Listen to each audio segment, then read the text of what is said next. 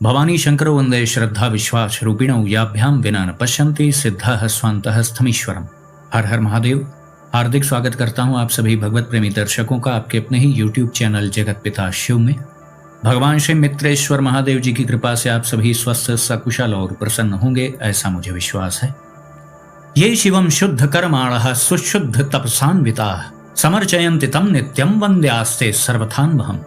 अर्थात शुद्ध कर्म करने वाले एवं अत्यंत शुद्ध तपस्या से युक्त जो मनुष्य प्रतिदिन शिव जी की पूजा करते हैं वे सब प्रकार से सर्वदा वंदनीय है। शिव महापुराण से लिया गया यह महत्वपूर्ण श्लोक था। आज का प्रस्तुत वीडियो एक ऐसे प्रश्न पर है जो अधिकांश दर्शक पूछते रहते हैं।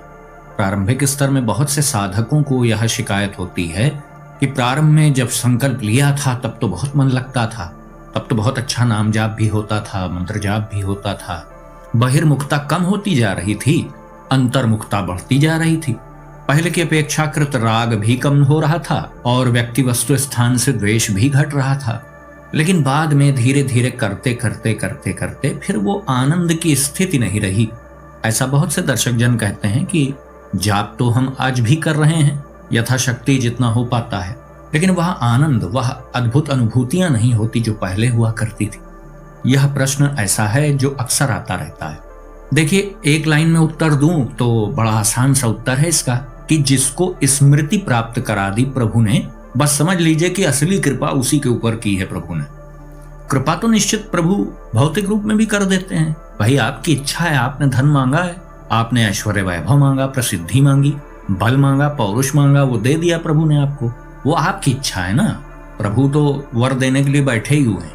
अयोग्य से अयोग्य व्यक्ति को भी प्रभु ये प्रयास करते हैं कि यदि उसके प्रारब्ध में भी वह वस्तु नहीं है तो वह उसे दे पाए।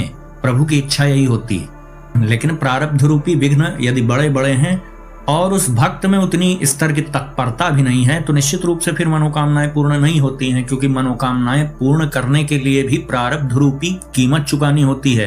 प्रारब्ध रूपी पूंजी होनी चाहिए आपके पास। जैसे आप किसी स्वर्णाभूषणों के शोरूम में चले जाएं तो वहां चीजें आपको पसंद आ सकती हैं, लेकिन वह प्राप्त आपको कैसे होंगी? जब उसके समतुल्य आप मूल्य चुकता करेंगे। नहीं करेंगे तो बस दूर से देख लीजिए, उसी में आत्मसंतुष्टि कर लीजिए, है ना। तो उसी प्रकार से आपको भौतिक ऐश्वर्य वैभव, भौतिक सुख साधन चाहिए तो प्रारब्ध रूपी पूंजी आपके पास होनी चाहिए।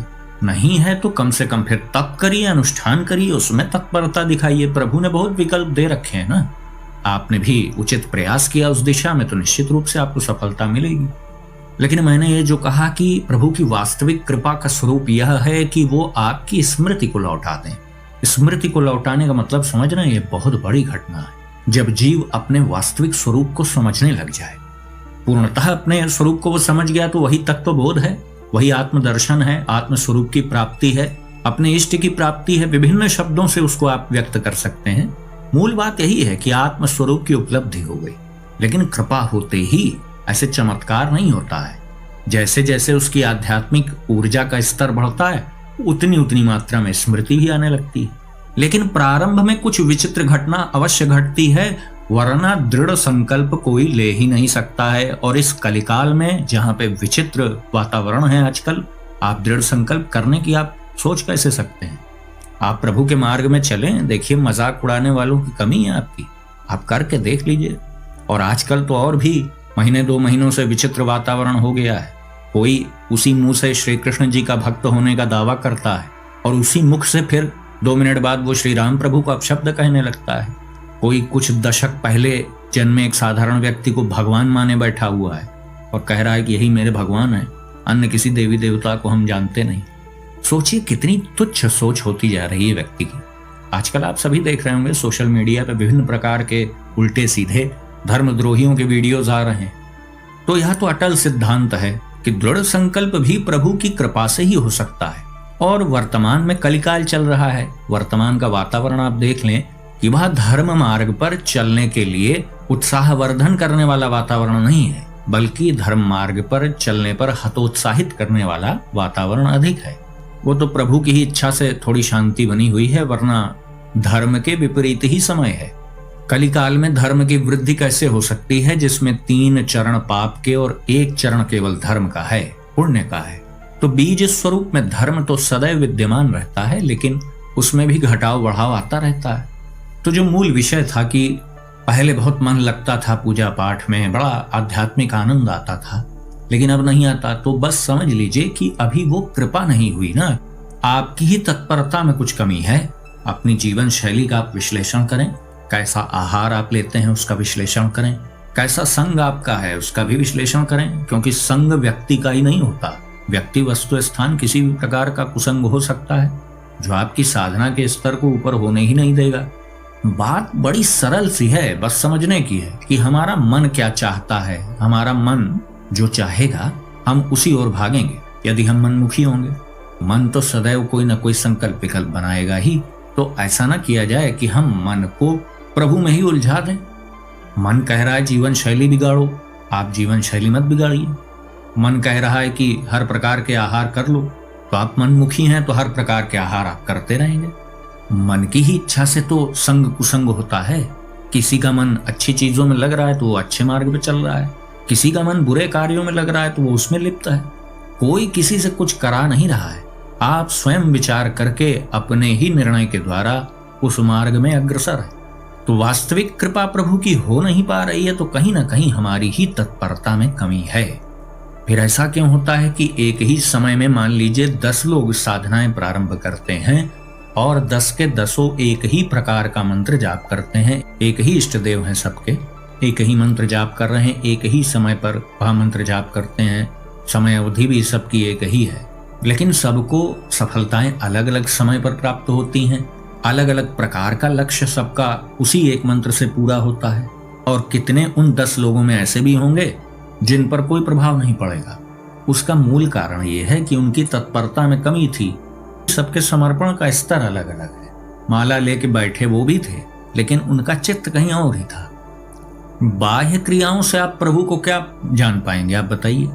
आध्यात्मिक आनंद, दिव्य अनुभूति आदि, यह सब किसका लक्ष्य होता है? जो ईश्वर प्राप्ति के मार्ग में आगे बढ़ रहा होता है उसको इन सब की अपेक्षा रहती है। मनोकामना पूर्ति आदि की जो साधनाएं हैं वो लोग करते हैं, वो उनका अधिकार है, वो करें। लेकिन भगवत प्राप्ति की जब आप साधना कर रहे हैं तो जब तक उसमें प्रभु का वास्तविक रूप से कृपा प्रसाद आपको प्राप्त नहीं होगा तब तक फिर आपकी रुचि उसमें नहीं आएगी। बड़े बड़े महात्माओं को देख लीजिए, प्रारंभ से ही प्रभु उन्हें अपनी उपस्थिति का अनुभव कराते रहते हैं, तभी उनके उत्साह में वृद्धि होती है, तभी वो लगे रह पाते हैं। वरना आप समझ लीजिए सामने भोजन हो और आप उसे देखते भी रहें और आपको भूख भी लगी और आप खाएं भी ना, ऐसा कैसे हो सकता है? यह केवल प्रभु की ही कृपा से संभव है। भौतिक जगत में रह करके भी भौतिक जगत से चित्त को हटाए रखना ये आसान कार्य नहीं है, और भौतिक जगत से चित्त को हटाएंगे तभी काम भी होगा। या मति सा गतिर भवेत, जैसी मति वैसी गति होनी है। भौतिक जगत में आप अपने चित्त को रमाए रहेंगे तो आप यहीं रहेंगे, यही दायरा रहेगा आपके जन्म मरण का। बार बार मनुष्य योनि भी प्राप्त हो जाए इसकी भी क्या गारंटी है? उसके योग्य कर्म भी हम कर पा रहे हैं कि हमें दोबारा मनुष्य योनि फिर प्राप्त हो जाए, हमें पुनः परीक्षा देने का अवसर प्राप्त हो जाए? उस स्तर के भी तो कर्म हम नहीं कर पा रहे हैं। साधना को उस स्तर पे भी तो हम नहीं ले जा पाए कि कम से कम चलो कोई उद्धार न हो, कल्याण न हो तो दुर्गति भी न हो, पुनः परीक्षा देने का अवसर प्राप्त हो जाए। हर जन्मों में आपको अपने इष्ट का स्मरण हो तो ये कैसे संभव है? वह तभी संभव है जब आपके चित्त में, आपके अंतःकरण पर आपके इष्ट का एकाधिकार हो जाए। क्योंकि जितने भी आप जन्म लेंगे आपका सूक्ष्म शरीर, आपका कारण शरीर वही रहेगा, वो बदलेगा थोड़ी नहीं। भौतिक शरीर तो यही नष्ट हो जाता है। जहां भी आप जाएंगे आपका अंतःकरण तो आप ही के साथ रहेगा। वहां पर आपने प्रभु को बैठाया है तो वो चलते रहेंगे साथ में आपके। भौतिक संसार में माया ने आपको फंसाने के लिए हर व्यवस्था कर रखी है। यहाँ ऐसा एक भी कारण उपलब्ध नहीं दिखाई देता जिससे आप कभी यह विचार भी कर पाएं कि ईश्वर नाम की कोई सत्ता भी होती है, कोई हमारा रचनाकार भी है। साधारण बुद्धि से आप प्रथम दृष्टया देखेंगे तो कहीं कोई लक्षण ऐसा आपको दिखाई नहीं देगा, क्योंकि सृष्टि में ऐसी व्यवस्था की गई है आपको उलझाने के लिए। यह एक खेल है, मैं बहुत पहले वीडियोस में बता चुका हूं। आपका वास्तविक स्वरूप आप भूल गए हैं, भौतिक शरीर को ही आप अपना मैं मान लिए हैं। बस इतना सा कारण है कि इस भौतिक जगत में ही आप संतुष्ट रहना चाहते हैं। वास्तविकता का रहस्योद्घाटन तो तब होगा ना जब आप उस प्रक्रिया को अपनाएंगे, उस मार्ग में चलेंगे। तो आध्यात्मिक अनुभव आदि जो होते हैं, दिव्य अनुभव, वो तभी होंगे जब प्रभु की कृपा हो जाएगी। कृपा होगी तभी आप दृढ़ संकल्प के साथ साधना में प्रवृत्त होंगे। आप करेंगे, आपकी तत्परता प्रभु देखेंगे तो उस स्तर से कृपा भी होगी। फिर तो सब कुछ हमारी तत्परता पे निर्भर है। और जो ये प्रश्न है जो बहुत लोग करते हैं कि पहले बहुत आनंद आता था, अब क्यों नहीं आता? जब संकल्प लेके साधना प्रारंभ किए थे तब तो बहुत आध्यात्मिक अनुभव होते थे, अब क्यों नहीं होते? तो यही तो मैं मूल बात आपको समझाने के लिए इतनी देर से ये बातें बता रहा था कि असली कृपा तब होती है जब प्रभु अपनी उपस्थिति आपको अनुभव करा देते हैं। आप समझो इस बात को कि आप ही तो ये प्रश्न कर रहे हैं ना कि साधना जब प्रारंभ की तब अनुभव हुए थे, आप ही स्वीकार कर रहे हैं, तो अब नहीं हो रहे हैं। तो अब आप समझ लीजिए ना कि तत्परता में आपकी कमी है ना। ऐसा तो है नहीं कि तब प्रभु आपको देख रहे थे, अब वो आंख मूंद लिए हैं, अब आपको नहीं देख रहे हैं। जब आपने दृढ़ संकल्प लेकर के साधना प्रारंभ की थी तब आपका जितना उत्साह था, आप अनुभव कीजिए, क्या अभी भी उतने ही स्तर का उत्साह है आपके मन में? नहीं है तो आप विचार कर लें फिर क्यों नहीं। तो सब कुछ हमारी तत्परता पर निर्भर है। प्रभु तो अपना कार्य करने के लिए बैठे ही हैं। ऊंचाई पर कोई फल है, डाली में लगा है, आप उछल करके उसे तोड़ना चाहते हैं, बार बार प्रयास कर रहे हैं, नहीं पहुंच पा रहे हैं, लेकिन जो बार बार प्रयास करता रहेगा तो एक दिन वह पहुंच ही जाएगा। बस ऐसा ही कुछ साधना में भी है।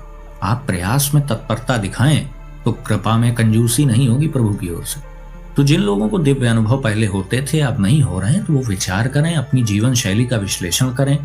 यह तो मैं पूरी गारंटी के साथ कह सकता हूं कि जब आपने साधना प्रारंभ की थी, जब आपको दिव्य अनुभव आदि होते थे, तब जितना उत्साह आपके भीतर साधना को लेकर के था, अब उतना उत्साह नहीं है आपके भीतर।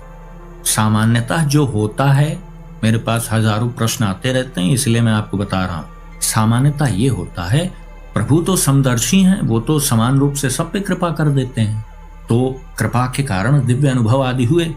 लेकिन आपको जब अनुभव हुए तो आप आत्ममुग्ध हो गए, आप सोच बैठे कि बस प्रभु की कृपा हो गई, बस लक्ष्य पूरा हो गया। शरीर झूमने लगा, जम्हाइयां बड़ी बड़ी आने लगी, शरीर दाएं बाएं होने लगा, या आसन से ऊपर ही उठने लग गया शरीर, बस इतने से ही प्रसन्न हो गया। दीपक में कुछ संकेत आपको प्राप्त हो गए, दिव्य सुगंध आदि आपको प्राप्त होने लगी, दिव्य ध्वनियां सुनाई देने लगी, बस उसी में आप आत्ममुग्ध हो गए बिल्कुल। तो फिर क्या हुआ? तत्परता में कमी आई तो साधना का स्तर ऑटोमेटिकली अपने आप नीचे आने लगा। तो कृपा भी, चूंकि एक दूसरे से जुड़ी हुई है सब, मैं पहले भी कई वीडियोस में बात बता चुका हूं, जितना आप प्रयास करेंगे उतनी कृपा होगी, फिर जितनी अधिक कृपा होगी आप उतना अधिक प्रयास करेंगे, जितना अधिक आप प्रयास करेंगे फिर उतनी और अधिक कृपा हो जाएगी, फिर उस कृपा से और ज्यादा प्रयास करेंगे, फिर उस ज्यादा प्रयास से और ज्यादा कृपा होगी। यही क्रम होता है, इसी से लक्ष्य प्राप्ति होती है। लेकिन बीच में एक जगह कहीं क्रम बिगड़ गया आपका, क्योंकि उधर से तो आप अपेक्षा न रखें कि कोई त्रुटि होनी है, त्रुटियां हमारी ओर से ही होती हैं। तो इसलिए हमें अपने आप को समझना है, अपना विश्लेषण करना है। तत्परता आरोही क्रम में होगी। आरोही क्रम का अर्थ समझते हैं ना, बढ़ते क्रम में। तत्परता और हमारे प्रयास में आरोही क्रम होगा तो कृपा भी बढ़ते क्रम में होगी। हमारा ही प्रयास अवरोही क्रम का होगा तो कृपा भी अवरोही क्रम में हो जाएगी। यही होता है लोगों के साथ, जब दिव्य अनुभव आदि होने लगते हैं या कुछ लक्षण जो मैंने बताए वैसा कुछ होने लगता है लोगों के साथ, तो वो आत्ममुग्धता में फिर अपने प्रयासों में शिथिलता बरतने लगते हैं। तो जैसे जैसे आपके प्रयासों में कमी आती है, कृपा में भी कटौती होने लगती है। तो फिर आपको लगता है कि मैं साधना तो कर रहा हूं, क्योंकि आप अपने अहम की पुष्टता के लिए साधना तो करते रहेंगे। ये सब बड़ा सूक्ष्म विषय है, इसको बड़ी गहराई से और बहुत निष्ठापूर्ण तरीके से इसको आपको सोचना होगा। निष्ठापूर्ण शब्द इसलिए मैंने बोला कि जिन्हें इन सिद्धांतों के प्रति निष्ठा होगी, जिन्हें निष्ठा नहीं है वो इन बातों पे क्यों ध्यान देंगे। तो साधना तो आपकी अनवरत चलती रहेगी, लेकिन दिव्य अनुभूतियां आती नहीं होंगी। आप जहां खड़े हैं वहीं खड़े रहेंगे, क्योंकि बस आप इतने में ही संतुष्ट हो गए। अंदर से झांक के देख लीजिए आप, जब आप प्रभु को वास्तविक रूप में चाहेंगे कि वो आपके समक्ष आ जाएं, अपना अनुभव करा दें आपको किसी भी माध्यम से, जब वह चाह आपकी उस स्तर तक पहुंच जाएगी तो बस ऑटोमेटिक वह घटना घट जाएगी।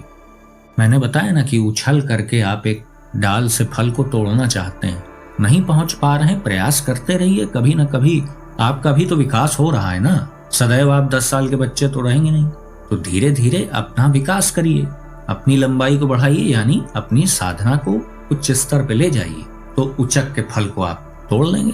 इतने योग्य हो जाएंगे, खड़े खड़े तोड़ पाएंगे। एक उदाहरण दे रहा हूं, ये सब पुस्तकों में नहीं मिलेगा, ये साधारण शब्दावली में बिल्कुल साधारण प्रकार से आप सबको समझाने का मैं प्रयास कर रहा हूं उदाहरण देकर। तो हमारी तत्परता में कमी है। अब बहुत से दर्शक जन यह भी सोच रहे होंगे कि फिर क्या कभी दिव्य अनुभव नहीं होंगे। फिर आ जाइए उसी सिद्धांत पर। जितने स्तर पर आपको आध्यात्मिक अनुभव हुआ था जब आपने साधना प्रारंभ की थी, तब आपकी तत्परता का क्या स्तर था, आपका समर्पण कितना उच्च स्तर का था, उसको आप स्मरण करें। जब उससे अधिक अब आप प्रयासरत हो जाएंगे तो फिर पुनः दिव्य अनुभव होने लगे।